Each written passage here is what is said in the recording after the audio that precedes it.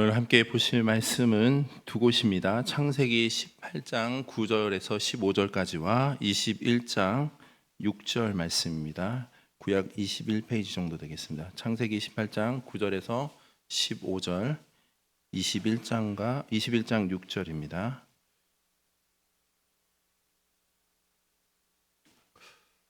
우리 한 절씩 교독하시고 마지막 21장 6절은 함께 합독하도록 하겠습니다. 9절 제가 먼저 읽겠습니다.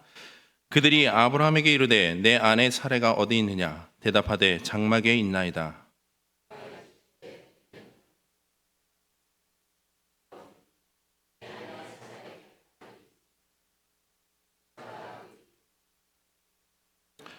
아브라함과 사라는 나이가 많아 늙었고 사라에게는 여성의 생리가 끊어졌는지라.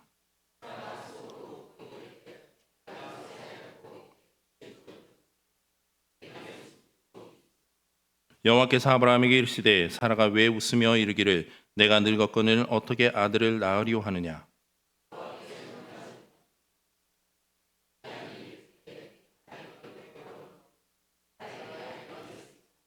사라가 두려워서 부인하여 이르되 내가 웃지 아니하였나이다. 이르시되 아니라 내가 웃었느니라. 사라가 이르되 하나님이 나를 웃게 하시니 듣는 자가 다 나와 함께 웃으리로다. 아멘. 오늘은 참된 웃음과 기쁨이라는 주제의 말씀으로 함께 진정한 웃음과 기쁨이 어디에서 오는지를 함께 발견하는 시간이 되기를 소망합니다. 여러분들은 웃음하면은 어떤 단어들이 연상이 되십니까? 흔히들 웃음하면은 기쁨 또는 즐거움, 행복이 대표적으로 떠오를 것입니다. 웃음이라는 것이 우리 인간의 삶에 있어서는요, 가장 중요한 행복 요소 중 하나라고 볼 수가 있습니다. 그런데 만약 우리 인간에게 이 웃음이 존재하지 않는다라면 과연 어떨까요? 아마 지옥과 같지 않을까 생각됩니다. 왜냐하면 유일하게 웃음이 존재하지 않는 곳이 바로 지옥이기 때문입니다. 옛말에 이런 말이 있죠. 웃는 얼굴에 침 못 뱉는다는. 흔히 좋게 대하는 사람에게는 화를 내거나 나쁘게 대할 수 없다라는 뜻으로 사용되는 말로서 이런 사람들은 보는 이들에게 즐거운 미소를 선물할 뿐만 아니라 기쁨과 행복감을 안겨주기도 합니다. 또한 플라시보 효과라는 말이 있습니다. 심리학의 의학적 용어로서요, 효과가 없는 약을 진짜 약으로 생각하고 섭취하였을 때 환자의 증상 또는 병세가 호전되는 현상을 말합니다. 이 말은 라틴어인 플라체보라는 말에서 유래된 것으로 내가 기쁘게 해주다 라는 뜻을 가지고 있습니다. 한마디로 이 효과는요, 부정보다는 긍정을 주고 절망과 낙심보다는 기쁨과 희망, 행복을 통해서 치료를 극대화시키는 방법 중 하나입니다. 그리고 이와 비슷한 치료 방법 중 하나가 바로 웃음 치료라는 것이 있습니다. 정신건강과 관련된 연구 결과들을 보면요, 실제로 웃음이라는 것이 사람의 그 우울감과 스트레스를 완화시켜 준다고도 합니다. 무엇보다도 이러한 웃음 치료는요, 단순히 웃는 것만으로 끝나는 것이 아닙니다. 웃음을 통해서 마음의 평안과 안식, 즐거움과 행복 등의 긍정적인 자극을 줘서 그 사람의 삶의 질을 변화시킨다는 것입니다. 그런데 지금같이 급변하는 이 시대 속에서 참 안타까운 것이 무엇입니까? 그것은 삶의 즐거움과 행복을 주는 그 웃음이 어떻게 됩니까? 점점 사라지고 있다는 거죠. 매 순간 웃을 일들만 가득하면 좋은데 웃음보다는 염려와 근심, 걱정들이 더 많아지고 있다는 것이 지금 우리가 살아가는 이 시대의 모습과도 같습니다. 독일의 철학자 칸트는요, 인간의 웃음에 대해서 이렇게 말을 합니다. 웃음은 긴장스러운 예상이 갑작스레 무로 돌아갈 때 터진다라고 얘기합니다. 예를 들면 어떤 사람이 길을 갑니다. 근데 갑자기 넘어지는 모습을 볼 때 우리는 어떻습니까? 웃음이 나오기도 하죠. 그러니까 이것을 칸트의 말에 적용을 하면 일반적으로 사람은 길을 걸어가다 보면요, 똑바로 걸을 거라고 예상을 합니다. 누구도 그것이 넘어질 거라고는 생각하지 않죠. 근데 갑자기 예상과는 달리 넘어지게 된다면 우리는 어떻습니까? 웃음이 터져 나온다라는 겁니다. 이처럼 우리가 짓는 웃음은요, 어떤 기대가 무로 돌아갈 때 웃음이 터져 나오게 된다라는 것입니다. 아무쪼록 우리 개성교회 성도님들의 가정과 삶 속에는요, 좌절과 허탈, 실망과 염려와 근심된 그 쓴 웃음이 아니라 매일매일 기쁨과 즐거움, 행복이 가득 넘쳐나는 웃음만이 가득하기를 소망합니다. 오늘 우리가 함께 읽은 본문에도 보시면요, 이러한 기대가 무로 돌아감으로 웃음을 자아낸 인물들이 등장을 하고 있습니다. 바로 우리가 잘 알고 있는 아브라함과 사라입니다. 본문 앞에 내용을 보시면요, 천사 세 사람이 아브라함 앞에 나타납니다. 아브라함은 천사들을 위해서 정성스럽게 식사를 준비하고 그들은 나무 밑에서 식사를 마치고 이제 아브라함에게 말하기를 1년 후에 아내인 사라가 아들을 낳을 것이라고 이야기를 합니다. 이것은 24년 동안 기다렸던 아들의 출생 소식입니다. 이러한 소식을 사라도 장막문에서 듣게 됩니다. 이 얼마나 놀랍고 복된 소식이 아닙니까? 그러나 본문에 나타나 있는 사라의 반응은 어떻게 나타나고 있습니까? 매우 차갑고 냉랭하기만 합니다. 11절과 12절을 보시면요, 아브라함과 사라는 나이가 많아 늙었고 사라에게는 여성의 생리가 끊어졌는지라 사라가 속으로 웃고 이르되 내가 노쇠하였고 내 주인도 늙었으니 내게 무슨 즐거움이 있으리오라고 이야기하고 있습니다. 또한 이러한 사라의 반응은요, 아브라함에게도 동일하게 나타나고 있다는 겁니다. 17장에 보시면 이미 하나님께서는 아브라함에게 언약의 표징인 할례를 명하시면서 한 가지 언약의 약속을 하십니다. 17장 16절을 보시면 내가 그에게 복을 주어 그가 내게 아들을 낳아주게 하며 내가 그에게 복을 주어 그를 여러 민족의 어머니가 되게 하리니 민족의 여러 왕이 그에게서 나리라 말씀합니다. 이는 아내인 사라에게서 아들을 출산할 것이라는 언약의 약속입니다. 그러나 아브라함의 반응은 그 다음 절 17절에 어떻게 나타납니까? 아브라함이 엎드려 웃으며 마음속으로 이르되 100세 된 사람이 어찌 자식을 낳을까? 사라는 90세니 어찌 출산하리오라고 의문을 품고 있습니다. 이처럼 두 사람은요, 하나님의 언약의 약속에 대해서 나이가 많다는 이유로 불가능할 것이라는 의문의 생각을 하고 있습니다. 그런데 아브라함은 다른 한 가지의 모습을 더 보이고 있습니다. 그것은 엎드려 웃고 있다는 겁니다. 그리고 오늘 본문에 나타난 사라 역시 어떻습니까? 불신의 생각과 함께 속으로 웃고 있다는 거죠. 보통 우리가 엎드려서나 속으로 웃는 웃음은요, 결코 긍정적인 웃음이 아닙니다. 대부분이 부정적인 웃음을 담고 있습니다. 무엇보다 사라의 웃음의 반응은요, 좀 더 차갑고 냉소적인 반응으로 나타나고 있다는 거죠. 그렇다면 여러분들이라면 이런 사라의 모습을 과연 어떻게 이해하시겠습니까? 하나님 앞에서 사라의 이러한 모습을 비난하면 될까요? 아닙니다. 단순히 쉽게 비난할 수만은 없는 일입니다. 왜냐하면 사라의 이러한 차갑고 냉소적인 웃음의 반응에는요, 나름대로의 이유가 있기 때문입니다.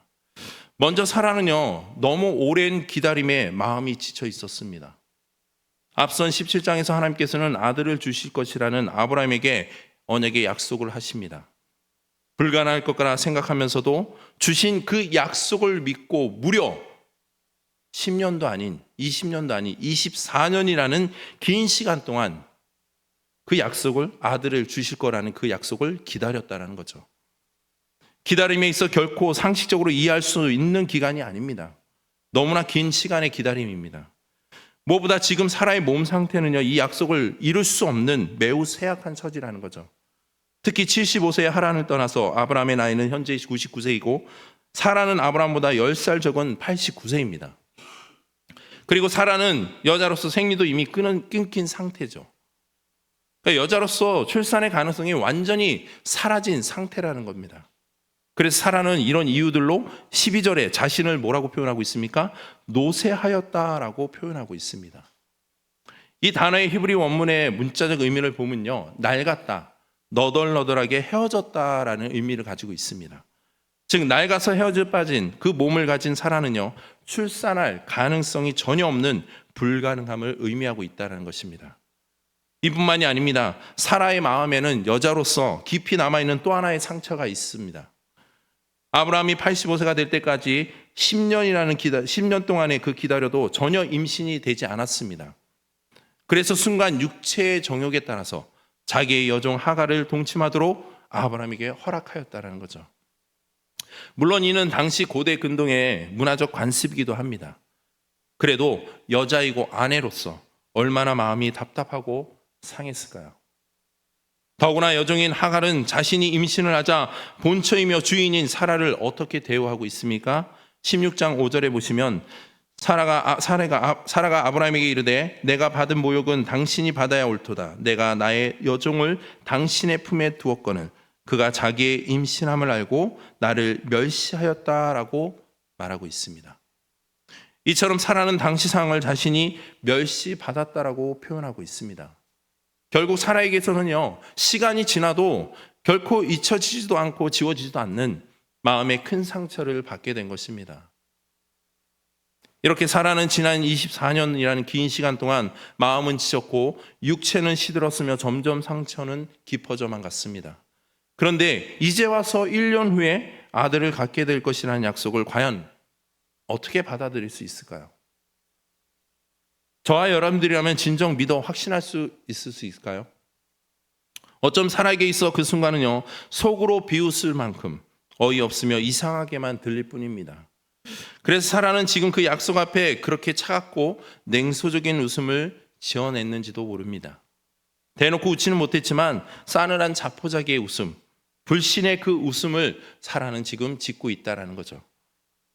어쩜 이 모든 것이 인간으로서 갖는 지친 마음과 육체의 한계, 과거 마음의 상처들 때문이라고 할 수 있습니다. 그렇기 때문에 이런 사라의 현재의 처지를 보면 사라의 불신의 그 웃음이 인간적인 측면에서 보면 충분히 이해가 됩니다. 어쩜 그리 큰 문제가 되지 않는다 할 수도 있습니다. 그러나 지금 사라가 결정적으로 보지 못하는 것이 하나 있습니다. 사실 이것이 사라의 진짜 문제입니다. 바로 지금 자신을 찾아오시고 약속해 주시고 있는 분이 사람이 아닌 누구입니까? 바로 하나님이라는 사실을 사라는 바로 보지 못하고 있다는 것이죠. 어찌 보면 사라는요, 오랜 기다림이 지쳐서 지난날 언약의 그 하나님을 잊혀졌는지도 모릅니다. 그러나 하나님은요, 그런 사라를 잊지 않으셨습니다.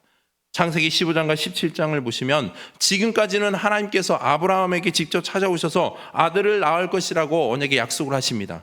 그렇기 때문에 사라는 남편인 아브라함을 통해서 간접적으로나마 그 하나님의 약속을 들었을 것입니다. 그런데 이제 하나님은 어떻습니까? 천사의 모습으로 나타나셔서 사라에게 직접 찾아오셨다라는 것이죠.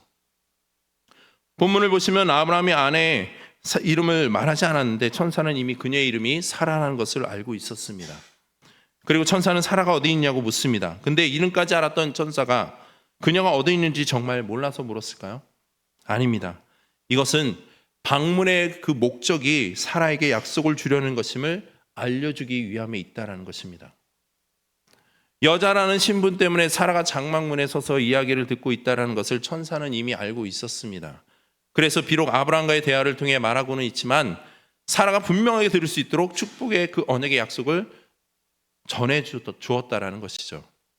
그러나 안타깝게도 지금 사라는요, 자신을 찾아오시고 약속을 주시는 그 하나님을 미처 바로 알아보지 못하고 있다라는 것입니다. 그것은 자신의 한계이며 인간의 한계인 지친 마음과 시든 육체, 과거 마음의 상처에 갇혀 있기 때문입니다. 그래서 사라는 그토록 차갑고도 냉소적인 웃음을 짓고 있는 것입니다. 성도 여러분, 생각해 보면 본문의 아브라함과 사라처럼 우리 각자에게도 하나님께 소중한 약속을 받은 것이 있을 것입니다. 그런데 그 약속이 빨리 이루어지지 않을 때가 너무나도 많죠. 그래서 그 약속이 이루어질 때까지 우리는 계속해서 기다릴 때가 많습니다. 어쩜 본문의 사라와 같은 처지인지도 모릅니다. 그리고 우리는 그렇게 기약 없는 기다림에 숨이 찰 때까지 계속해서 기다리고 있는 것을 경험하곤 합니다. 그때 솔직히 우리는 어떤 마음이 드십니까? 3년, 5년, 길게는 10년 동안 계속되는 그 기다림을 우리는 경험적으로 알 것입니다. 아무리 좋은 것도요, 너무 오래 기다리다 보면 지칠 수밖에 없는 것이 인간의 연약한 한계의 모습입니다. 희망 고문이라는 말이 있죠. 막연한 희망을 품고 계속 기다리다가 더 깊은 절망에 빠지는 현상을 말합니다. 언젠가는 좋은 날이 오겠지? 언젠가는 지금의 이 문제들이 꼭 해결되겠지라는 그 믿음과 희망과 같은 기대감. 우리는 그렇게 믿고 계속 기다립니다. 그러다 어느 순간부터는요, 어떻습니까? 마음은 점점 지쳐만 갑니다. 결국에는 쓰디쓴 절망과 좌절을 우리는 맛보게 됩니다. 어쩌면 살아도 이런 희망 고문을 받는 심정이 아니었을까요? 우리도 역시 현재 기약 없는 그 기다림에 절망하고 있는 것은 아닌지요. 저 역시도 이런 희망 고문과 같은 시기가 있었습니다. 제가 사역을 하다 보면 많은 성도님들이 마치 저를 보시면 아무런 고생 없이 사역을 하고 있는 것처럼 보는 경우가 종종 있습니다. 근데 저 역시도 이런 희망 고문과 같은 시기가 있었습니다. 그게 바로 20대 청년의 시기였습니다. 사람들은 청년에 따르면 젊고 활기차고 또 긍정적이고 뭐든지 다 할 수 있을 거라는 그 청년에 따라고 부러워하기도 하죠. 하지만 저에게 있어서 20대는요, 결코 긍정적이지 않습니다. 즐거운 시간도 아니었습니다. 매일매일이 전쟁터였고 힘듦의 연속이었습니다. 예기치 않게 가정에 경제적인 어려움이 있어서 저도 모르게 어쩔 수 없이 갑자기 가정에 그 모든 짐을 같이 짊어지는 시간이 왔습니다. 보통 20대는 자신의 꿈을 위해서, 미래를 위해서 계획하고 목표하고 나아가는 시기입니다. 그래서 많은 것을 도전하고 또 실패도 경험하고 많은 것들을 하죠. 그러나 저는 그런 복잡한 계획들이 저에겐 아무런 무의미의 시간이었습니다. 그냥 오직 한 가지, 그냥 일을 해야만 했고 돈을 벌어야만 했다라는 거. 그래야지만이 학교도 졸업을 하고 또 생활을 할 수 있다라는 거. 그래서 주중에는 밤낮으로 일을 하기도 하고요. 주일에는 파트 사역을 계속해서 이어갔습니다. 저는 23살부터 부교육자 시절을 이제 경험하게 되었는데 그렇게 하루하루를 보내면서 어느 순간부터 점점 마음이 이제 지쳐만 가게 되더라고요. 3년이 지나고 5년이 지나고 10년이 지나도 여전히 상황은 똑같습니다. 변하지가 않더라고요. 결국에는 마음속에 하나님을 향하는 그 불신과 원망의 생각들이 가득했습니다. 하지만 저에게 돌아오는 것은요, 더 깊은 절망과 늪이었다라는 거죠. 결국 오랜 기다림 속에서 저는 이제 신앙도 조금씩 무너지는 것을 느끼게 됐고 더 이상 일어날 힘도 희망도 없었습니다. 그런 가운데 마음속에 하나님께서 나와 함께하지 않는다라는 마치 확신과 같은 생각이 가득했습니다. 그렇지 않고서는 너무 이렇게 긴 시간 동안 아무런 반응이 없다라는 건 생각할 수 없다라는 거죠. 그래서 저는 결국에는 하나를 포기하자. 그래서 목회의 길을 포기하기로 생각했습니다. 그런데 그때 하나님께서 예기치 않게 제 마음에 주시는 음성이 있었어요.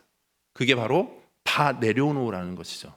그래서 저는 처음에 그 내려놓음이 그냥 목회의 길을 그만둬라. 너가 가야 할 길이 아니다. 라고 아예 확신을 주시는 그 음성인 줄 알았습니다. 그런데 그 내려놓음이 그게 아닙니다. 제 마음의 울림은 세상의 염려와 근심, 짐을 다 내려놓으라는 것입니다.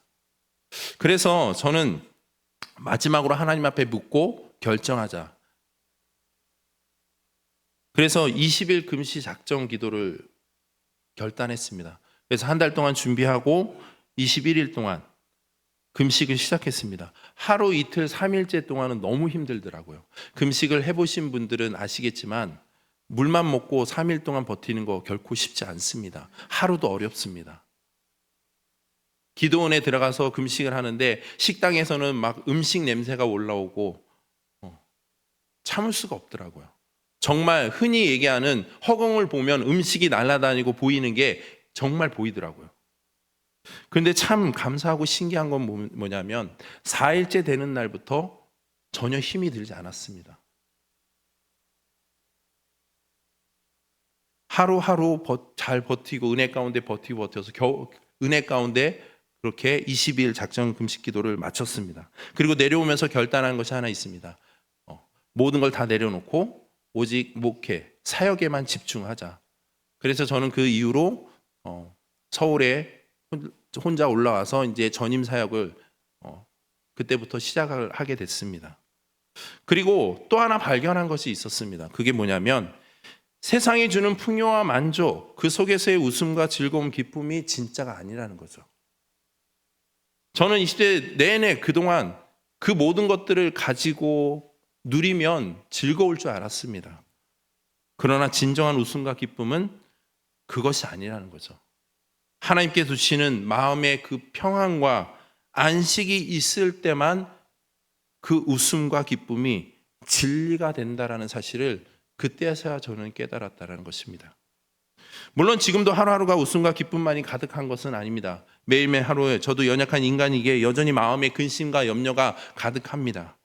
하지만 진정한 웃음과 기쁨을 발견한 후에는요, 세상이 주는 즐거움은 한낱 안개와 같다라는 사실을 알기에 믿음으로 인내하고 버티고 있다라는 거죠. 어찌 보면 저희 그 20대의 삶이 살아 같은 그 희망 고문이었는지도 모릅니다.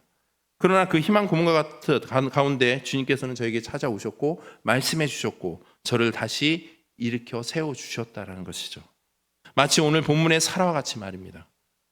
오늘 본문 속 하나님과 사라와의 그 대면의 이야기 장면을 보시면요, 어떤 희망의 결과도 없이 끝이 나고 맙니다. 계속해서 희망 고문만을 주고 계십니다. 그런데 정확하게 1년 뒤 창세기 21장에서 신기하게도 사라는요, 다시 웃고 있는데 전혀 다른 웃음을 짓고 있습니다. 즉 이번 웃음은 18장의 차갑고 냉소적인 그 싸늘한 웃음이 전혀 아닙니다. 전혀 다른 웃음. 놀랍게도 아이를 품에 안고 사랑스러운 웃음을 짓고 있다는 것이죠. 이제는 더 이상 차가운 웃음이 아니라 따뜻한 그 웃음을 짓고 있습니다. 냉랭한 속웃음이 아니라 모두가 들을 수 있는 활짝 즐거운 웃음을 짓고 있다는 거죠. 또한 혼자 스스로 쓸쓸히 웃는 웃음이 아닙니다. 21장 6절에 뭐라고 합니까? 듣는 자가 다 함께 웃었다라는 거죠. 그래서 아이의 이름도요, 웃는다라는 뜻으로 이삭이라고 짓습니다. 사실 사라가 이렇게 환한 웃음, 큰 감동의 웃음을 지을 수 있었던 것은요, 단순히 25년의 긴 시간을 기다려서 얻은 아들 때문만이 아닙니다. 사라의 큰 기쁨의 이유는요, 약속을 이루어 주신 하나님 때문입니다. 자신의 부족함에도 불구하고 여호와께서 말씀하신 대로 그 약속을 이루어 주셨다는 사실 때문입니다. 21장 1절과 2절을 보시면 이 사실을 반복적으로 강조하고 있습니다. 여호와께서 말씀하신 대로, 하나님이 말씀하신 대로 라고 말씀하고 있습니다. 그렇습니다. 이제는 희망 고문이 아니라 여호와께서 약속하신 그 언약된 약속의 일이 이루어진 것입니다. 그래서 사라가 웃고 아브라함도 웃고 듣는 모든 자가 함께 웃을 수 있었습니다. 결국 이 웃음은 다른 이가 아닌 오직 하나님께서 만들어주신 웃음이라는 사실입니다. 성경을 자세히 살펴보시면 18장 12절에 나타난 사라의 첫 웃음은요, 사라가 웃었다입니다.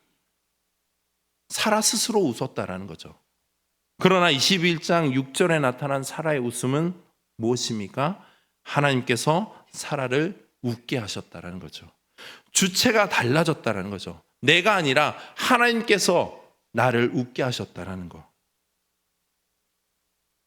이런 사라의 삶과 웃음의 반응을 통해 우리가 깨닫게 되는 것이 무엇입니까? 바로 우리 삶의 진정한 기쁨과 행복의 웃음은요, 내가 스스로 웃는 것이 아닙니다. 세상의 가치와 그 만족들이 주는 웃음이 아니라는 것이죠. 인간에게 있어 참된 웃음과 기쁨, 즐거움은요, 하나님께서 내 인생을 통해서 만들어주시는 웃음이 진정한 웃음과 기쁨을 믿으시길 소망합니다. 사랑하는 성도 여러분, 하나님께서는 마음이 지치고 육체는 시들고 상처만 깊이 남아있고 또한 차갑고 냉소적인 그 웃음을 지을 수밖에 없었던 사라를 결코 버리지 않으셨습니다. 오히려 천사의 모습으로 직접 찾아오셨고 축복의 약속을 주시고 그것을 이루어 주셨습니다. 그때 사라는 물론 모든 사람이 진정한 웃음과 기쁨을 지을 수 있었습니다. 사라를 찾아오셨던 그 하나님께서 지금 이 시간 이 자리에 우리에게도 찾아오신 줄 믿습니다. 그 찾아오신 하나님을 놓치지 마시고 꼭 붙잡으시길 바랍니다. 또한 그분이 무엇을 우리에게 약속하시는지 들어보시길 바랍니다. 그리고 그 주님과 언약의 말씀을 원망과 절망이 아닌 차갑고 냉소적인 웃음이 아니라 감사와 기쁨에 찬 뜨거운 믿음으로 붙잡으시길 소망합니다. 무엇보다 그 약속을 이뤄가시는 하나님의 그 손을 붙잡고 믿음으로 하루하루를 끝까지 인내하며 살아가기를 소망합니다. 그러면 어느 순간 하나님이 베푸시고 만들어주시는 그 가슴 벅찬 뜨거운 기쁨과 행복의 그 환한 웃음이 우리 모두의 얼굴과 삶 가운데 넘쳐나게 될 줄 믿습니다. 마지막으로 노래 가사 하나를 소개하고 마치도록 하겠습니다. 해바라기에 그대 내게 행복을 주는 사람이라는 곡 아마 다들 아실 것입니다. 제가 한번 가사를 읽어드리겠습니다. 내가 가는 길이 험하고 멀지라도 그대 함께 간다면 좋겠네. 우리 가는 길에 아침 햇살 비치면 행복하다고 말해주겠네. 때론 지루하고 외로운 길이라도 그대 함께 간다면 좋겠네.